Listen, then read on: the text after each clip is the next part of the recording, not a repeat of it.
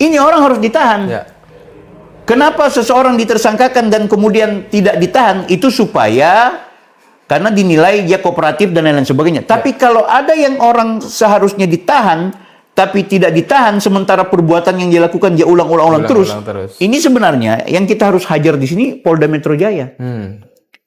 Dalam hal ini juga termasuk kejaksaan. Kenapa? Karena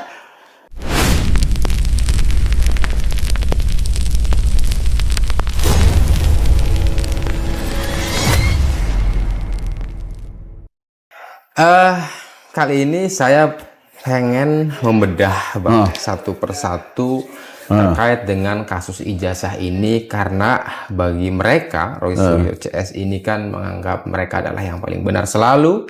Kemudian kayak kemarin juga ada informasi bahwa katanya ada lobby-lobby kejaksaan, ya kan, sehingga kemudian kejaksaan itu menerima kunjungan daripada tersangka walaupun ini adalah katanya melanggar dan lain sebagainya.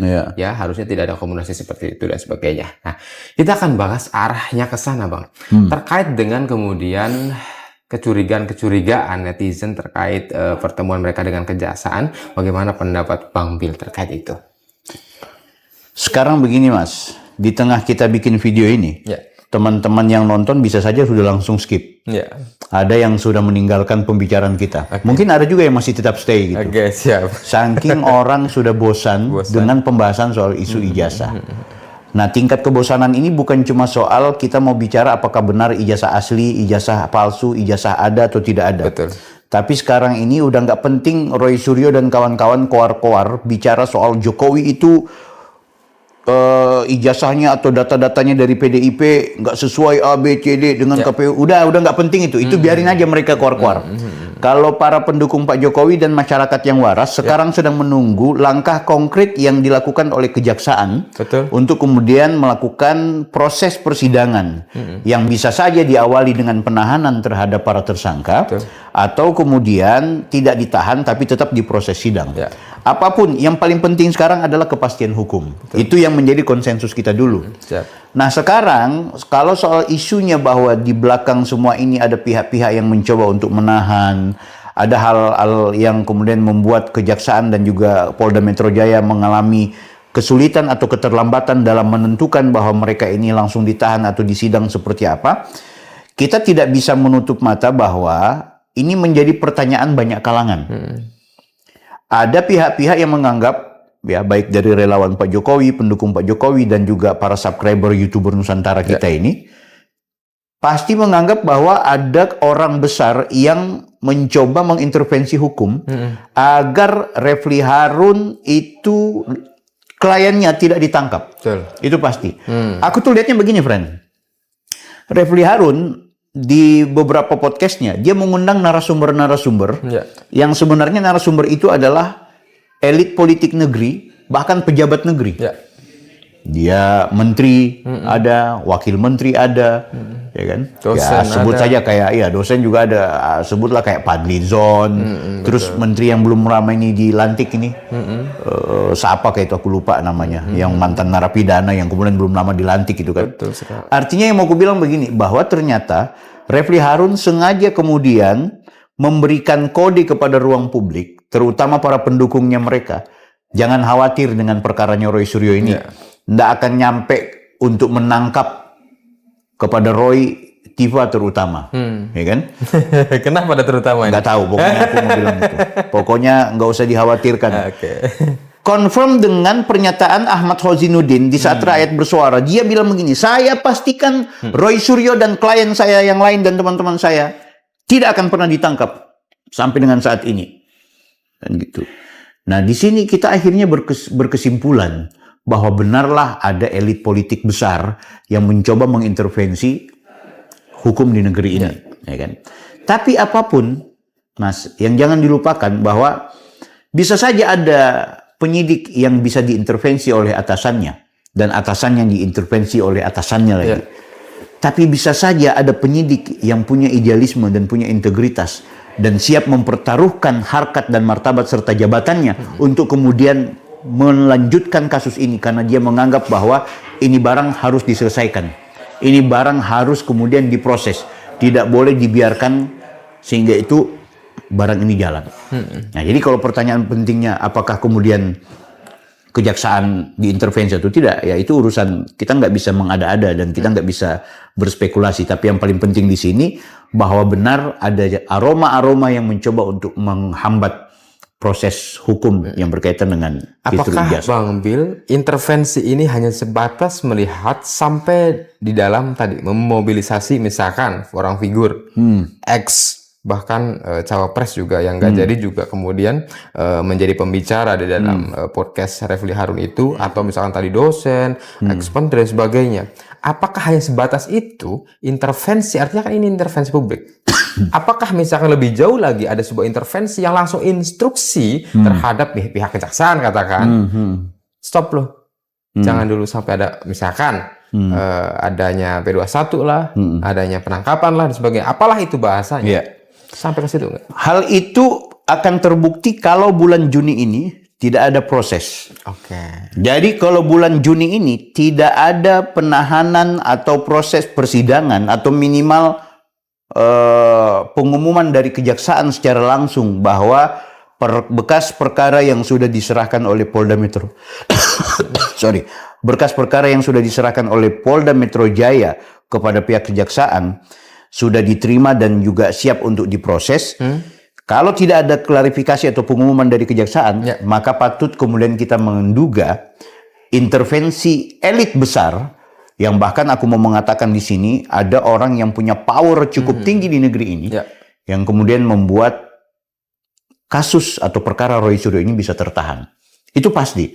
Kalau Juni ini tidak ada proses. Aku sih berharap P21 itu kan secara tidak langsung sudah diumumkan oleh Polda Metro Jaya. Betul. Secara tidak langsung. Secara langsungnya kan sebenarnya P21 itu adalah kop surat yang dikeluarkan oleh kejaksaan. Betul. Nah, kejaksaan itu sebenarnya sudah mengeluarkan surat itu, ya kan? Cuma memang momen atau kapan untuk diumumkan secara langsung oleh baik kejaksaan maupun oleh Polda Metro Jaya, bukan yang di hari Sabtu atau di Jumat kemarinnya. Kan gitu. Bukan di saat itu sebenarnya, karena ada momen yang lainnya. Tapi apapun itu, secara tidak langsung Pak Dir ingin menegaskan bahwa ketika berkas sudah diterima oleh kejaksaan dan kejaksaan memastikan tidak ada pengembalian lagi, tidak ada hal yang kemudian perlu diperbaiki, maka surat yang dikeluarkan berarti P21. Dinyatakan Kan lengkap. iya, kan lengkap kan? Lengkap. Jadi ketika sudah lengkap dan tidak ada pengembalian, apa yang mau ditunggu? Harus ada keterangan kan? Ibarat ada tanda terima bahwa sudah lengkap, aman. Sudah kami terima. Ya, apa yang membuktikan itu? Ya P21. Cuma dalam bahasa dan kapasitas Polda Metro Jaya mereka menyebutkan bahwa berkas sudah tidak ada problem dan sudah dipastikan diproses A, B, C, D. Ya, kan begitu bahasanya Mas Iman, Pak Dir waktu itu. Jadi pada dasarnya ketika sudah kita anggap P21 di pekan lalu, maka sebenarnya pekan ini harus ada tindakan. Kan gitu. Ya, ini bukan mendengar atau menduga, tapi aku berani berspekulasi. Ini spekulasi asumsi. Artinya biasanya kalau kemudian P21 atau pengumuman bahwa berkas perkara itu sudah lengkap atau diumumkan maupun tidak, intinya ketika berkas perkara sudah lengkap di pekan lalu, minimal itu pekan depannya itu sudah ada penahanan. Ya kan? Kalaupun bukan penahanan, minimal ada konferensi pers, ada informasi yang membuat kepastian hukum ini berjalan dengan sebagaimana mestinya. Jadi aku mau kasih tahu nih sama Roy Suryo dan kawan-kawan, ya. Kalian bisa saja kemudian konferensi pers, podcast di mana-mana menghina-hina Ternak Mulyono dan lain-lain sebagainya. Silahkan kalian juga tetap menggiring kepada publik bahwa Pak Jokowi ijazahnya nggak ada. Teruslah kalian berkarya, berekspresi, memastikan bahwa Pak Jokowi sebagai pemilik ijazah palsu. Lakukan saja seterus-terusnya. Orang-orang yang waras tidak akan pernah memikirkan itu lagi. Yang akan memikirkan itu ya orang yang memang benci sama Pak Jokowi. Yang tetap mengatakan bahwa kalian benar, itu pasti orang yang anti sama Pak Jokowi. Bagi kita udah nggak penting. Tapi bagi kita sekarang yang paling utama adalah bahwa kalian harus merasakan apa yang sudah kalian lakukan, itu harus kalian pertanggungjawabkan. Itu yang ingin kita sampaikan. Nah, yang kedua, aku mau kasih tahu kayak gini. Sekarang situasi dan kondisi kita, apa kabar Pak Bendahara Umum? Ya. Sekarang situasi dan kondisi kita, ketika Roy Suryo dan kawan-kawan masih tetap konsisten untuk mengulang-ulang perbuatan yang sebenarnya disangkakan kepada mereka sehingga mereka statusnya tersangka. Ya.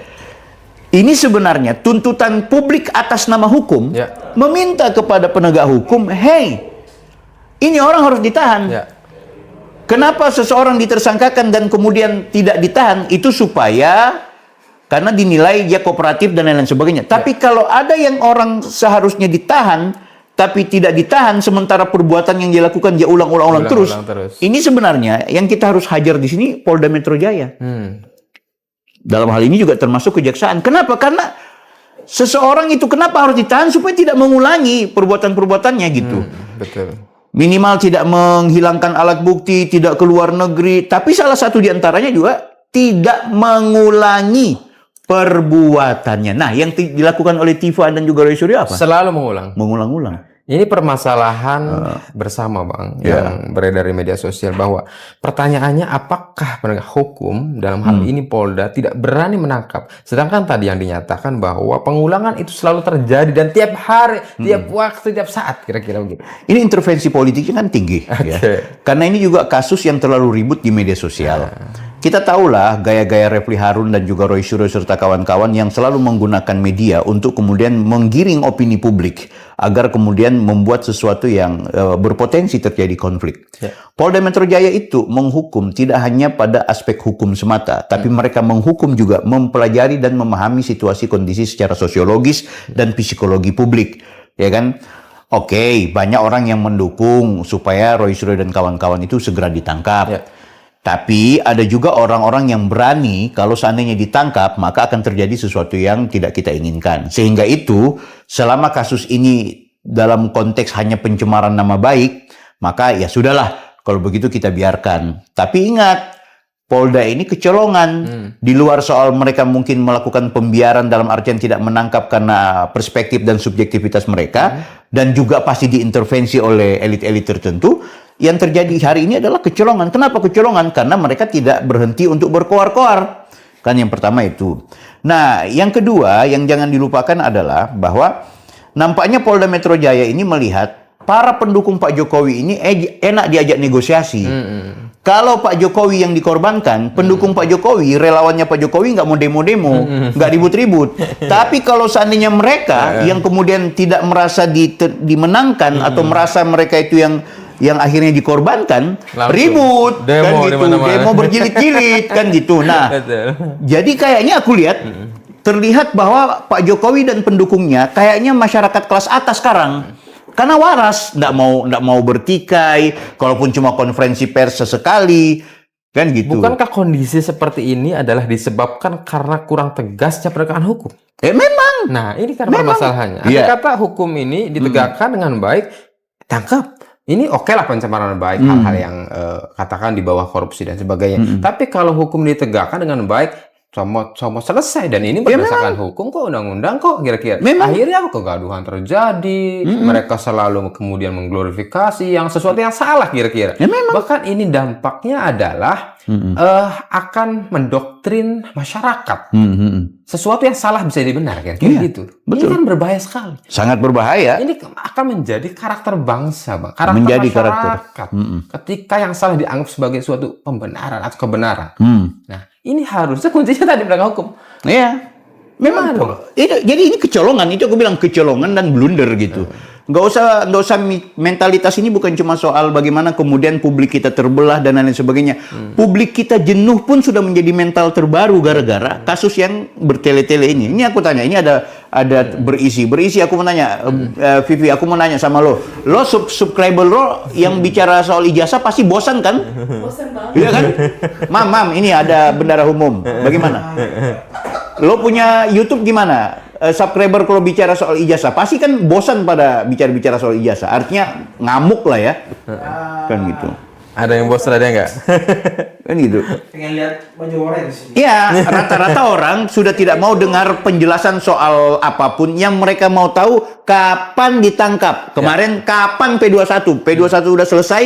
Sekarang kapan baru baju orange gitu? Kapan baju Shopee? Itu yang sekarang. Nah, keributan-keributan ini seharusnya disikapi secara tanggap oleh aparat penegak hukum. Ini yang kemudian menjadi catatan kawan-kawan penegak hukum. Cuma oke lah, kita sekarang pendukung Pak Jokowi. Kalau kita nuntut kepada Polda terlalu subjektif dan terlalu keberpihakannya tinggi. Tapi teman-teman yang barangkali juga bukan pendukung Pak Jokowi, tidak juga membenci Pak Jokowi, anti juga sama Pak Jokowi atau apapun yang rasional terhadap kasus ini. Ada kan orang yang anti sama Pak Jokowi tapi tetap rasional soal ijazah, ya setuju lah, asli lah ijazahnya Pak Jokowi. Mereka-mereka ini juga jenuh gitu. Seharusnya dari mereka, suara mereka kita butuhkan bagaimana kemudian mendesak kepada Polda Metro Jaya untuk mempertegas. Kalau enggak, Roy Suryo akan sejuta episode tampil di podcast-podcast dan di TV-TV, akan mengulang-ulang, merepetisi pernyataan-pernyataan yang mendiskreditkan Pak Jokowi, merusak nama baik Pak Jokowi, dan mau memastikan kepada publik bahwa Pak Jokowi ijazahnya palsu. Kan gitu. Itu yang sedang dia glorifikasi terus-menerus. Parahnya kawan-kawan kita yang waras, ada yang kemudian nggak penting asli itu palsu, yang penting hajar Pak Jokowi, ayo manfaatin. Tapi dia anti sama Pak Jokowi gitu kan. Pokoknya mau asli atau mau palsu, yang penting menjelekkan Pak Jokowi, udah kita ikutin aja gitu. Nah, kawan-kawan PDI kan sebenarnya waras sebenarnya. Sekarang udah ikut-ikutan jadi humasnya Roy Suryo sekarang. Betul. Iya, bahkan berkas-berkasnya Pak Jokowi diserahkan kepada Michael Sinaga. Ya berarti ya filmnya kan udah ketahuan gitu. Ketahuan. Satu persatu. Kemarin biru, sempat juga yang baju kuning, mantan baju kuning. Nah sekarang yang pakai baju merah gitu. Terbongkar satu persatu gitu. Kebongkar dengan sendirinya. Terbongkar dengan sendirinya. Dan alhamdulillah sampai dengan saat ini Pak Jokowi mengikuti kata hatinya sekaligus mengikuti permohonan para relawannya untuk tidak dengan latah memperlihatkan ijazahnya di ruang publik. Itu yang kita salut sama Pak Jokowi. Biarin aja mereka, mana sih ijazahnya? Lo mau nangis darah, insya Allah lo nggak akan pernah lihat mana ijazahnya Pak Jokowi. Yang saya khawatirkan begini Bang, ketika misalkan suatu kasus, apalagi ini sudah menjadi konsumsi publik dan saya kira menyeluruh ya di Indonesia ini, ketika misalkan ini dibiarkan dan apalagi penegakan hukum ini dibiarkan slow motion lah, lambat lah, tidak gercep dan sebagainya sehingga kemudian ini ada intervensi dari oknum dan sebagainya. Begini, akankah ini terjadi? Akankah ini dijadikan sebagai watak penegak hukum ke depan? Ketika misalkan penegakan hukum yang sekian saja sampai hari ini tidak kelar-kelar. Artinya bahwa ada intervensi tadi elit politik entah elit partai entah elit pejabat dan sebagainya. Ini selalu terjadi seperti itu. Akankah ke depan selalu terjadi seperti ini sehingga kemudian masyarakat akhirnya tidak percaya terhadap penegakan hukum dan pemerintah? Ini yang menjadi pelajaran. Bagaimana menurut Abang? Ya, dan parahnya lagi ini penegakan hukum terhadap kasus yang menimpa orang yang pernah jadi orang nomor 1. Bayangkan itu. Betul sekali. Yang sebenarnya beliau punya power gitu. Itu pun kasus ini akhirnya dibelokkan oleh kelompok-kelompok yang tidak bertanggung jawab, mengatakan justru ini kan maunya Jokowi. Justru inilah strateginya Pak Jokowi. Padahal nggak ada. Malah strateginya Refli Harun dan kawan-kawan supaya cepat selesai kasus ini, tapi tidak sampai di pengadilan. Mereka maunya SP3. Kan itu polanya kemarin. Sekali. Kalau aku lihat sih ini sudah jadi tradisi, Mas. Tradisi siap. Tradisi dari masa lalu dan akan terjadi di masa depan. Bagaimana intervensi politik, bagaimana intervensi elit-elit tertentu, dan bagaimana juga penegakan hukum kita itu selalu akan berhadapan dengan situasi seperti itu. Oke, ada penegakan hukum yang lancar. Oke, ada penegakan hukum yang normatif. Tapi kita tidak bisa menutup mata bahwa semua penegakan hukum itu pasti transaksional. Transaksional itu tidak semata soal uang ya. Tapi transaksional itu soal lobby. Syukur-syukur kalau transaksional itu berkaitan dengan berita hukum acara kita yang kita istilahkan dalam bahasa hukum itu restoratif justice. Itu kan transaksional. Betul. Udahlah kita damai aja ya. Udahlah kita berhenti aja ya. Itu transaksi supaya dilanjutkan atau tidak dilanjutkan. Tapi kalau transaksinya adalah berada di bawah meja untuk menyelesaikan persoalan atau membuat kasus ini untuk berlanjutkan gitu. Nah, yang kita harus hormati sama Pak Jokowi, beliau ini orang yang tidak mengintervensi. Walaupun beliau punya kapasitas mengintervensi, ya kan? Beliau ini orang yang walaupun beliau dituduh dan dianggap bahwa beliau sudah mengintervensi kepolisian Republik Indonesia untuk bagaimana kasusnya beliau ini entah itu dilanjutkan ke sidang maupun tidak dilanjutkan ke sidang, itu dituduh oleh ruang publik bahwa Pak Jokowi memainkan peran-peran seperti ini. Tapi ketahuilah kawan-kawan, bahwa saya dan juga mungkin sebagian besar kawan-kawan YouTuber Nusantara, saya meyakini dan juga melihat menjadi saksi sejarah bahwa ternyata dari kasus ijazah ini bagaimana Pak Jokowi itu orang yang sabar dan orang yang tidak memanfaatkan eksistensi anaknya sebagai wakil presiden, kawannya sebagai presiden, bahkan mantan koleganya yang kemudian menjadi Kapolri, serta orang-orang elit-elit penegak-penegak hukum tertentu yang sebenarnya beliau bisa intervensi. Hampir tidak bisa kita cium aroma betapa Pak Jokowi itu melakukan intervensi. Itu tidak ada, ya kan? Kalau mungkin dituduh, ya silahkan, nggak apa-apa. Itu namanya pembenci pasti akan menggunakan segala cara itu. Tapi ini juga akhirnya menjadi pelajaran penting buat kita semua. Bayangkan sekelas Pak Jokowi, Presiden ke-7, kasus hukumnya pun bertele-tele, bahkan juga dipolitisasi. Bayangkan kalau cuma lo, apalagi lo nggak punya kekuatan dan kekuasaan. Insya Allah kalau lo punya kasus di penegakan hukum kita atau di aparat hukum kita, hanya ada dua. Transaksi dan transaksi. Dan ini potensial. Ketika misalkan jaksa belum memp21-kan, kemudian dihubungkan dengan para tersangka yang kemudian mendatangi dan bahkan diterima oleh kawan-kawan jaksa. Dan ini adalah bagian daripada deal. Nah iya, mereka kan mencoba mengintervensi kejaksaan kita. Soal kejaksaan bisa diintervensi atau tidak, itu urusan berikut ya. Dan aku memastikan, ini bahasaku tuh bukan bahasa takabur. Artinya, aku orang yang menganalisa ini secara objektif. Bahwa P21 itu sudah selesai, surat P21-nya sudah ada, tinggal bagaimana kemudian mereka ini diproses secara hukum dengan menangkap atau menahan mereka. Itu saja. Makanya aku bilang, kalau dia lepas bulan Juni ini, berarti tutup case, tidak usah bahas soal ijazah. Kita sudah tahu dan kita sudah sepakat bahwa Polda Metro Jaya, kejaksaan itu diintervensi oleh penguasa di negeri ini. Aku langsung berspekulasi seperti itu. Penguasa siapa gitu? Ada yang nanya, emangnya ngapain sih penguasa? Sebut saja presiden gitu. Atau elit tertentu mengintervensi ini, kepentingannya apa? Guys, sekarang ini kita kayaknya lagi dihajar sama ruang publik.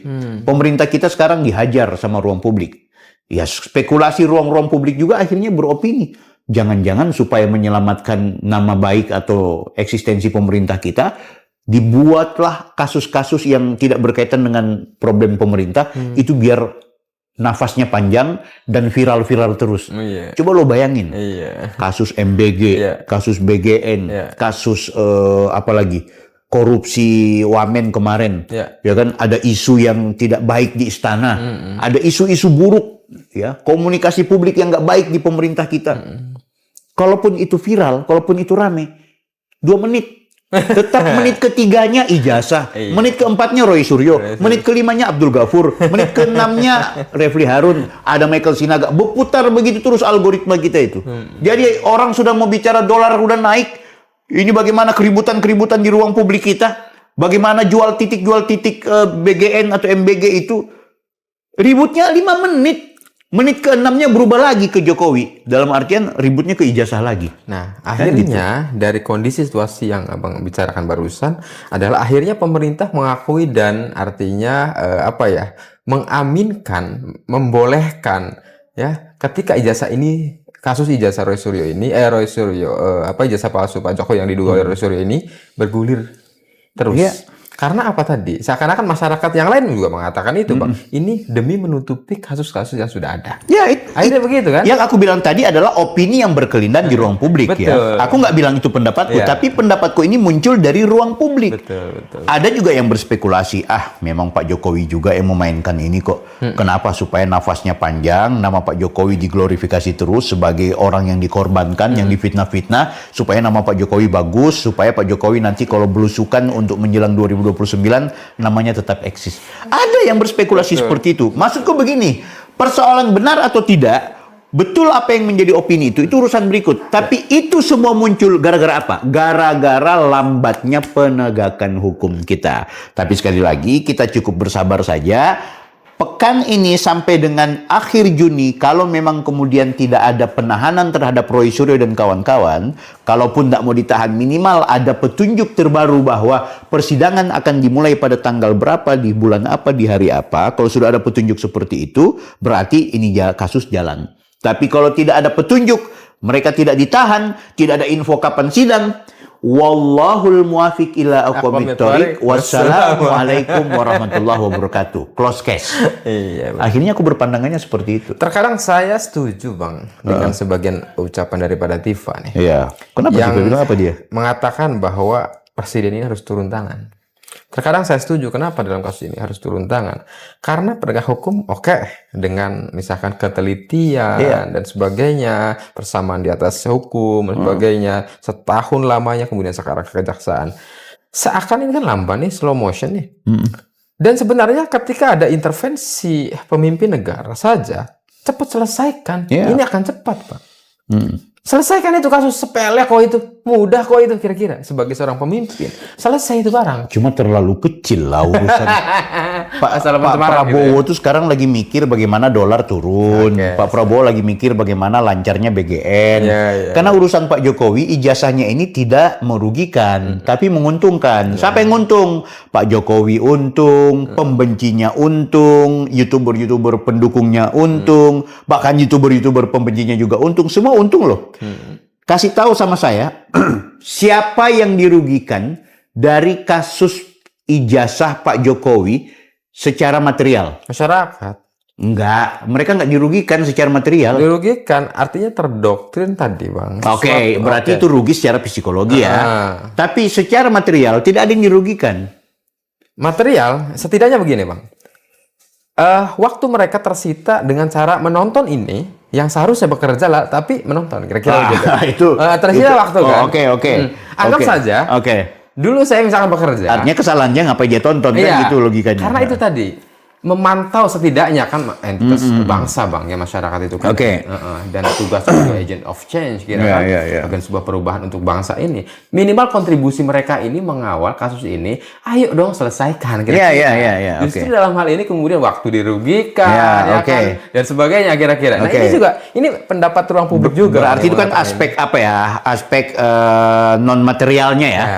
Kalau aku sih tetap berpandangan materialnya kuota juga sih. Iya, bisa saja itu. Tapi bagi aku tetap berpandangan tidak ada rakyat yang kemudian dirugikan secara langsung yang berkaitan dengan material terhadap masalah ijazahnya Pak Jokowi ya. Itu aku hitungannya seperti itu. Yang dirugikan secara psikologi memang Pak Jokowi dan keluarganya yang terhina, walaupun ada aspek positifnya juga. Karena beliau dibincangkan, karena beliau tokoh politik, bukan tokoh agama atau bukan tokoh masyarakat biasa. Kalau tokoh masyarakat biasa yang kemudian namanya dicemarkan, itu kerugiannya besar, ya kan? Tapi kalau dia tokoh politik, ketika namanya dicemarkan, dan ternyata dia adalah orang yang masih mendapat simpati, justru glorifikasi itu membuat dia semakin naik daun. Itu dalam konteks hitung-hitungan politik, ya.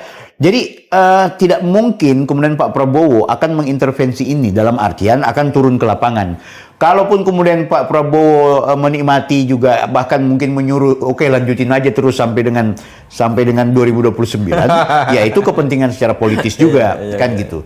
Jadi pada dasarnya sekarang kita nggak perlu Pak Prabowo, kita perlu Kapolda Metro Jaya berkoordinasi dengan Kejaksaan Tinggi segera ditangkap, segera diproses, segera disidangkan, biar kemudian publik tahu gitu. Tapi sekali lagi masih lebih aman mengorbankan Pak Jokowi dan pendukungnya ketimbang membuat duka bagi Roy Suryo dan kawan-kawan.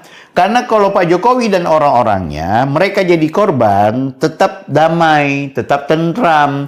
Tapi kalau pihak mereka ini rugi sedikit aja,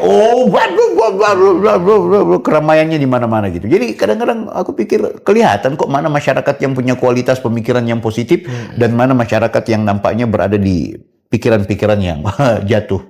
Kayak gitu. Aku mandangnya kayak gitu. Ada nggak, Bang, sepintas pemikiran bahwa kalau tadi berbicara misalkan menjadi tradisi atau histori yang sama dengan terdahulu bahwa kasus ini seringkali kemudian selesai di tingkat atas, misalkan karena intervensi politik dan sebagainya. Selintas nggak pemikiran bahwa kasus ini akan selesai sebelum pengadilan. Iya. Walaupun memang seharusnya berdasarkan aturan dan undang-undang harus masuk persidangan. Iya. Mungkin nggak? Segala sesuatu banyak kemungkinan. Lo tahu nggak kasus cicak dan buaya dulu? KPK ya. Terus lo tahu kasus-kasus besar yang sebenarnya kasus-kasus itu akhirnya diselesaikan secara bim salah bim, kan gitu. Betul. Tapi jangan lupa bahwa energi publik ini begitu deras dalam konteks kasus ijazahnya Pak Jokowi. Polda atau APH kita ini pasti akan sangat berhati-hati.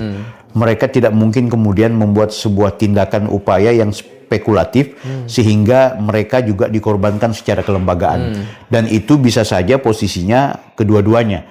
Jadi membuat misalnya dibaca oleh pihak Roy Suryo, merugikan Roy Suryo, mereka juga harus hati-hati. Tapi merugikan pihaknya Pak Jokowi, itu juga mereka harus hati-hati. Jadi bagi aku kesimpulannya ya, aku mau kasih tahu di akhir video kita ini, aku lebih ingin menegaskan, pada dasarnya kita percayakan saja kepada Polda Metro Jaya dan kita percayakan kepada kejaksaan. Aku yakin dan percaya bahwa di bulan Juni ini ada informasi dan ada kepastian untuk mereka punya kasus. Kalau kemudian tidak ada kepastian, maka mari kita beramai-ramai untuk kemudian tidak lagi mempercayai institusi aparat penegak hukum kita. Aku pikir itu. Bulan ini kalau tidak terjadi P21 bahkan tidak didaftarkan ke pengadilan, berarti ini intervensinya pasti dan Sangat jelas. tinggi. Sangat tinggi. Dan itu Sangat kita harus kembali bersuara terkait Karena sudah bukti loh. Dulu kan Polda Metro Jaya agak menunda-nunda karena ada saksi yang perlu diambil keterangan, ada bukti yang harus diambil keterangan, ada. Ini sudah diumumkan secara langsung bahwa sudah tidak ada pengembalian berkas, berarti sudah serah terima. Serah terima berkas itu dibuktikan bahwa karena sudah tidak ada masalah, maka kami berikan P21-nya. Ini kertas P21-nya. Selesai. Berarti tinggal sidang. Jadi kalau kemudian tidak disidangkan, tidak diproses, maka disitulah patut kita kemudian semua menduga ada aparat yang jauh lebih tinggi dibanding kejaksaan dan juga Polda yang sudah mengintervensi sehingga membuat kasus ini terlunta-lunta. Saya Bang Bil. jelas intervensinya, lobby-lobbynya jelas. Mau dibawa kasus ini tergantung kemudian kita percayakan ke penegak hukum, berharap kemudian kasus ini selesai karena mayoritas entitas bangsa ini menginginkan kasus ini sampai ke pengadilan. Cocok ya? Yes. Baik, terima kasih, semoga menjadi manfaat semuanya. Wassalamualaikum warahmatullahi wabarakatuh. Waalaikumsalam. Luar biasa. Diana, aku mencintaimu. Kan ku hiasi malam dengan ribuan bintang. Kan ku bawa rembulan ke pangkuan tidurmu, agar kau tahu betapa ku menyayangimu.